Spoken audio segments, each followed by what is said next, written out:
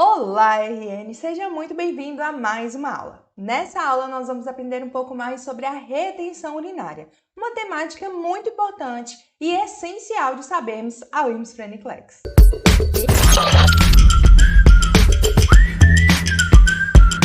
Então, sem mais delongas, vamos lá. O que é a retenção urinária ou urinary retention, tá? A retenção urinária, pessoal, é a inabilidade de esvaziar, de fazer o esvaziamento da bexiga completo. E isso vai gerar um alto volume pós-residual aqui no meu paciente, tá? O volume pós-residual ou PVR normal ideal é abaixo de 50 ml.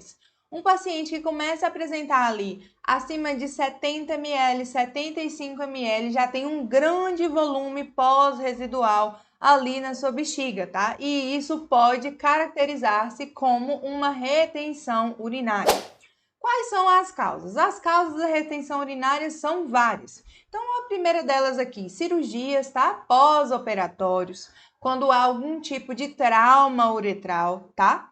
Além disso, pós-uso de catéteres de demora, que é o nosso indwelling catheter, tá? Também pode ser uma das causas. A hiperplasia prostática benigna também pode ser uma das causas da retenção urinária. A próstata do nosso paciente, ela vai edemaciar, ela vai aumentar de volume e isso pode gerar uma compressão ali na uretra do nosso paciente, limitando ali o fluxo de urina que vai ser eliminado. Além disso, algumas condições neurológicas, como é o caso de stroke, tá? Que é o nosso AVC.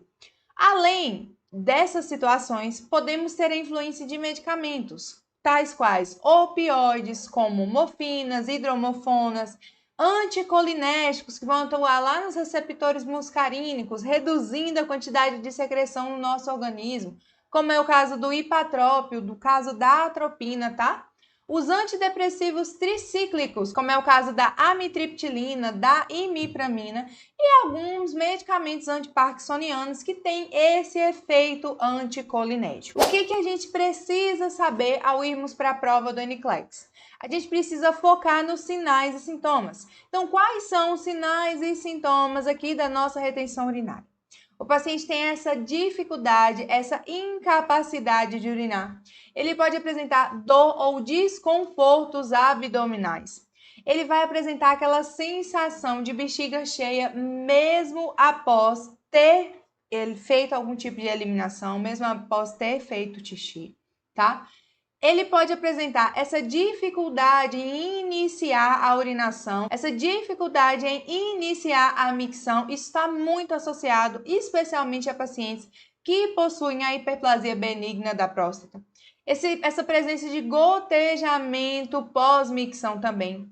O paciente que começa a apresentar ali infecções do trato urinário recorrente, a gente vai ver que acaba sendo uma complicação também, tá? O paciente pode apresentar o bexigoma, uma bexiga distendida e firme que pode ser deslocado para um lado da linha média abdominal. E à medida que essa bexiga ela vai enchendo, ela não consegue ser esvaziada, a gente tem que entender que a nossa bexiga é composta por uma musculatura. E essa musculatura ela só consegue se distender até algum certo ponto.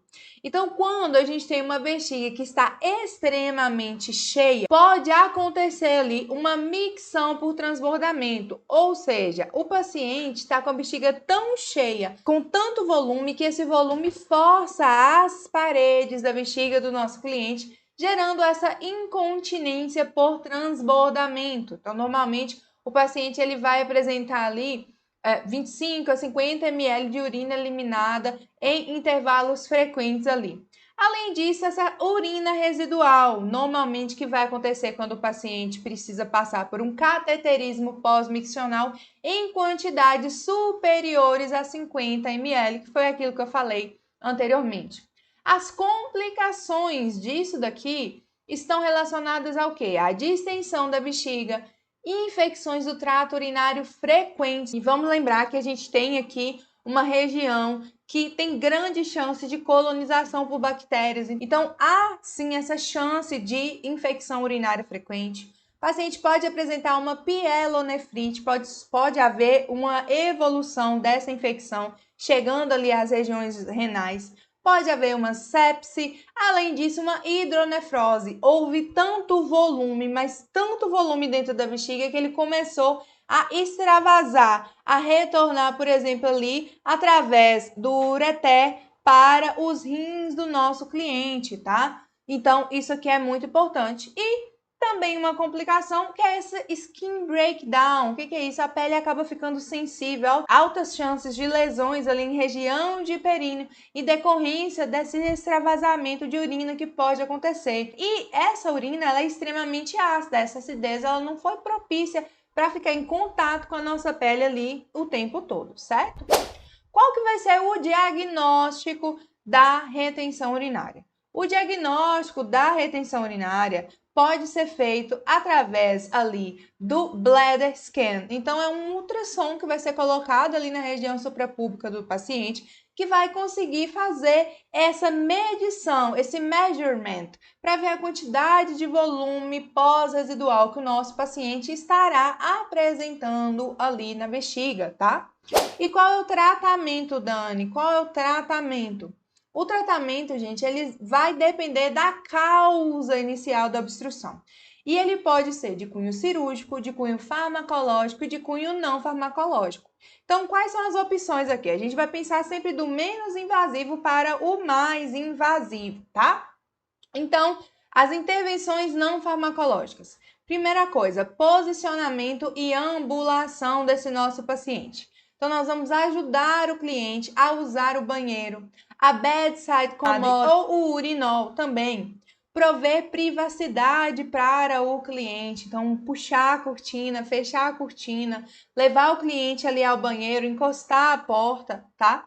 Caso o paciente esteja apresentando essa dificuldade, a gente pode ligar ali a torneira e deixar a água cair mesmo na torneira para estimular o relaxamento dos esfíncteres ali do nosso paciente e favorecer essa micção, tá? Gerando uma sensação de relaxamento mesmo. Ou utilizar água morna ali na região de períneo também para favorecer esse relaxamento, tá? Caso não tenha condição, caso não resolva, aí a gente pode utilizar o catéter de alívio, que pode ser chamado de in e out catheter ou intermittent urinary catheterization, tá?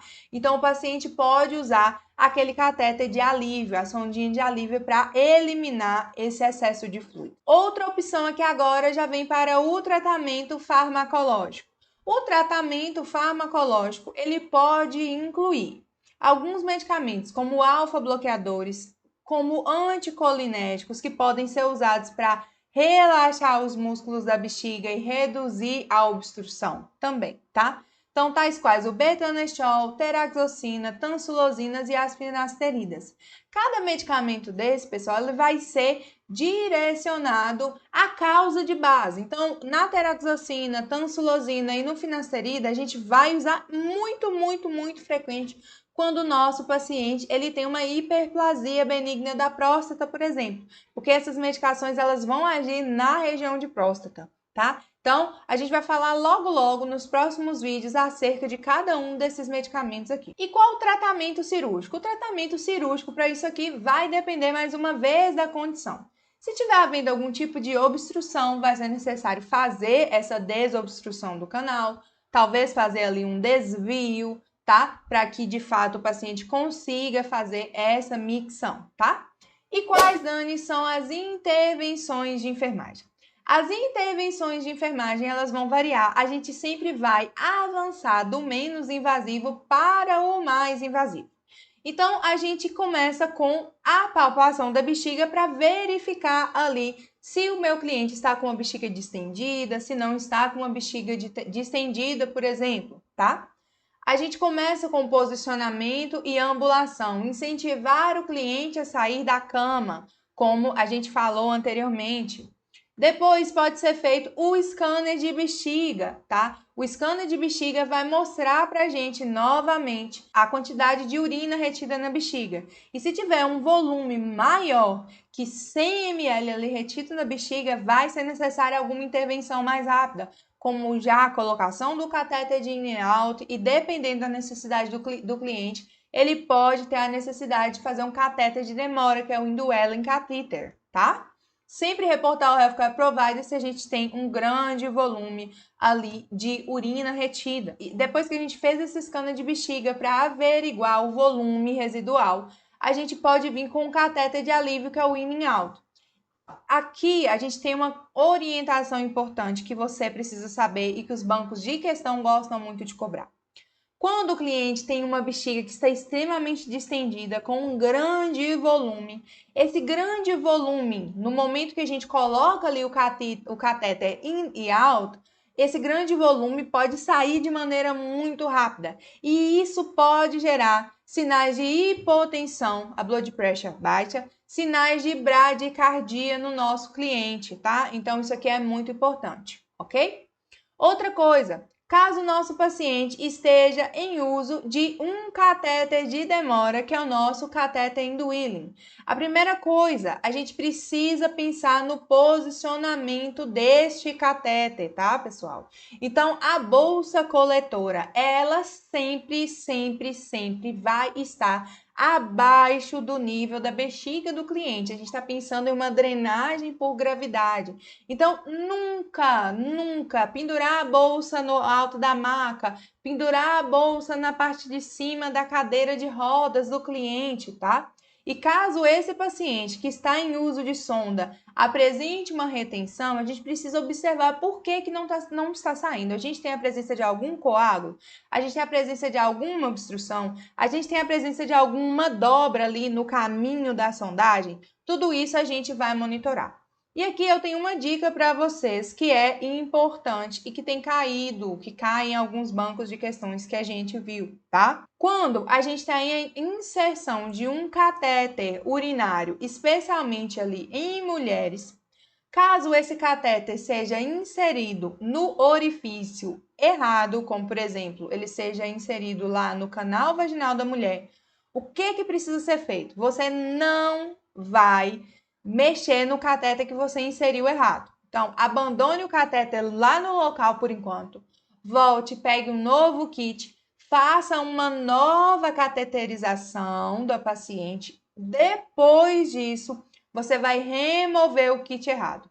Você só pode remover o kit errado após verificar e testar que o novo kit foi instalado na região de inserção correta, tá? Isso aqui é algo que a gente não tem costume na nossa prática brasileira aqui, mas é importante e cai em alguns bancos de questão. Então, quando a gente pensar em retenção urinária, muitas vezes, pessoal, ela vai estar relacionada com algumas condições de base, especialmente com a condição da hiperplasia benigna prostática, que vocês vão aprender também comigo. Então, é muito importante saber as causas de base para entender o que poderá ser feito aqui no tratamento do nosso paciente. Muito bem, então sobre retenção urinária era tudo isso que precisávamos saber e eu te vejo na próxima aula.